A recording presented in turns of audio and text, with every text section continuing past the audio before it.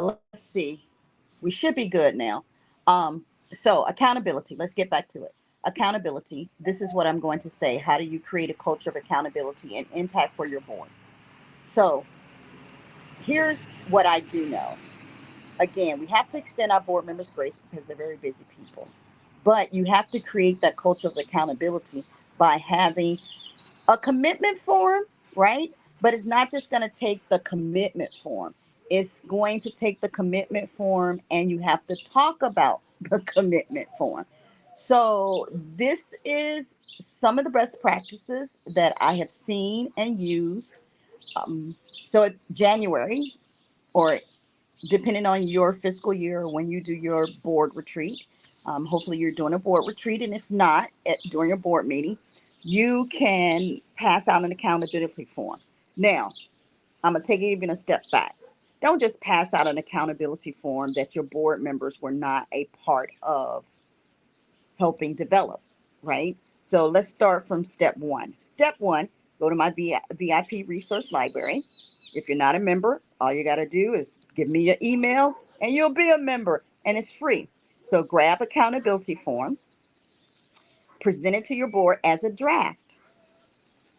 You work on it together. Make the needed changes so that they have buy-in, right? Are you smart enough to just get that form, use that form, and move on? Yes, you are. But that does not create engagement. That does not create buy in. So make sure you download the form, you give it to your board as a draft, and then from there, what you can do is you develop what you and your board agree upon. So that's step one. Have them agree upon what is accountable. Once you've done that, everybody signs that form. And sometimes people think it's over. We have the accountability form. Now people are going to give at their expectation level. Now they're going to, bring in those sponsorships, and now they're going to do X, Y, and Z. No, because they're going to sign the form, and then they're going to forget about the form. Again, not intentional, human nature. We're all busy. So you have to create a system where you're talking about the form. Now, for different boards, you're gonna do different things. So you gotta know your culture. For one board that I serve on, we pass it out at the annual meeting, and then people sign off on it. For me, I like to give mine right then and there, my financial contribution, because I know I'll forget. And for those who don't do it right then and there, you have to strategically talk about it during your board meeting. Now, does it have to be every board meeting? No. You can say once a quarter, you will bring it up. Like, don't forget, you sign these accountability forms. This is what we say we were going to do. And where are you at in that, right? So that's one way that you can do it. Another way that you can do it, and I really like this way because I'm a competitive person, and my board members actually came up with this some time ago, and I've seen other organizations use it too. So we gamify accountability. We gamify what that means. So here's a great example. And again, you don't have to reinvent this wheel. I have it in the VIP resource library on my website at supportingworldhope.com. It's the whole gamification, and you can simplify it because we had a statistician who put ours together. So basically, what it was, each board member had to get to a certain amount of points. Let's say 15 points, right? And every act that they did equaled some points. So if they attended a board meeting, that was assigned a number of points. If they raised $1,000, that was assigned a number of points. If they, you know, served as a chair of a committee, that was raised, that was assigned a certain amount of points. And their goal was to get this total of, let's say, 15 points. But what we did was, for the accountability piece, is in the board packet that everybody got before the board meeting, we actually had the points there. It had all the board members' names, and it had where they were at in their points. And if they were, let's say, in the yellow or red or green, we know what that means. In the yellow, in the red, you weren't doing so good, you know. In the yellow, you're doing okay. You almost made some things happen this quarter. In the red, you got to pick it up. So it was a full culture of accountability, and we named names, and it was there for everyone to see. Now, some people might not like that, but our board created that culture of accountability because we wanted everyone to know that this is being looked at. And not only did we create that culture of accountability around like public, here it is, public, everybody sees it. There's no hiding. Um, we didn't talk about it every month, but it was there every month. We talked about it on a quarterly basis, and that's where that red, yellow, green came in. And we just said, "Oh, you in the red, so next quarter you got to pick it up, right?" So that was that. Not only did we do that, we also did where you had to do an evaluation. Now, it started off as self evaluations.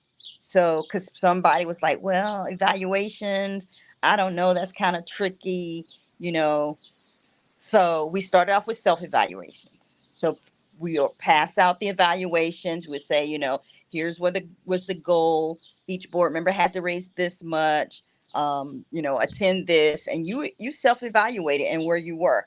So what did that result in? Sometimes that resulted in the people that we didn't want on the board anymore, they would leave because they realized through their self evaluation that they were not where they needed to be. And that was a good thing for us. But eventually, we moved from a self evaluation to the board chair would meet with the board member and they would talk and do the evaluation. Now, that's a culture of accountability. You decide where you fit in that. And again, you don't even have to think about an evaluation form. I have samples in the supportingworldhope.com VIP library. All I need in exchange is your email address. So don't go out and just create these systems without having your board buy in. You are changing the culture to a culture of accountability.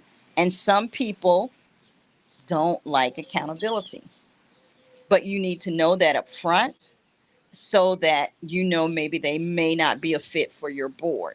Because I had that. I had one board member who wasn't doing anything pretty much. And when we introduced the evaluation, their response was, I get evaluated at work.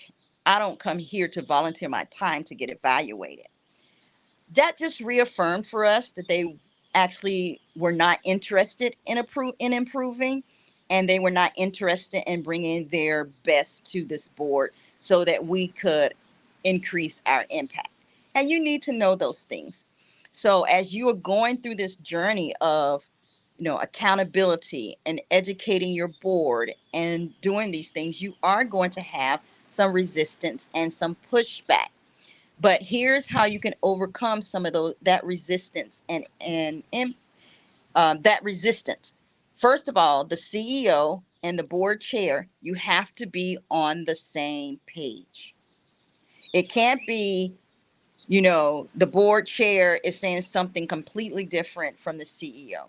So you have to be on the same page. You have to agree that accountability is where you want to go. That is going to be key because the board chair, technically, in the textbooks, manages the board. Although, as the CEO, you do have to lead. You have to lead the board. You have to lead the board almost from behind. So, how do you lead the board from behind? Is making sure that you and the CEO are on the same page about this accountability. So the conversation starts with your board chair. That's why da da da da board education is so important, because if you can get your board chair educated, or board champion if it's not your chair educated, you and that person will align goals, because as they're getting educated, they will see things from your perspective, from the CEO's perspective. And then based on that, y'all are a team, and you can start changing some of the board culture as a team. And you're not out there just knocking your head against a brick wall as a CEO and not having any kind of advocate. So, how do you and your board chair get on the same page? Again, I go back to training, right? So, invest in training. Now, if you're still like, man, I ain't got no money for that, here's a simple thing you can do. And this is something that I did outside of training. On a monthly basis, I met with my board chair. We went to lunch, and I shared the good, the bad, the ugly. I shared, here's the vision. I've been going to these trainings. I talked to this CEO organization, and here's what they do around board accountability. What are your thoughts around that? Here's some sample documents. This is what I would like to go through with at our next board meeting. How do you feel about that? Let's get on the same page so we can start moving this organization further. It always amazes me how many people, how many CEOs are not having monthly contact with their board chairs. Everybody got to eat, so go to breakfast with them. Go to lunch with them if you're in the same community. If you're not, do a virtual coffee Zoom. Just have a standing meeting with them where you strategize and you talk about these things. Explain to them, why is it important to have board education? Explain to them, why is it important to have accountability? All of these things can be addressed through effective communication. So I just want to leave you with that. You know, this is a journey. And as I come to you, I'm just sharing my best practices and my best tips. I'm My goal is you grab onto something and you start. Just start. That is what it's all about. Just starting, right? Board education leads to accountability, leads to a greater impact. And all of this is wrapped up in this conversation you want to talk about, which is fundraising. But you want to jump straight to, we want to raise millions and do this without setting the right foundation. This is foundational. And so, yes, I could come up here and talk about, oh, you can do this special event. Oh, you can do this. Oh, you can do that. That's transactional. That is not foundational. And you're going to find yourself right back in the same spot the next year and the next year. We're talking about cultural, foundational. Get the foundation right and trust your foundation in a not for profit organization is your board of directors. They are your force multipliers.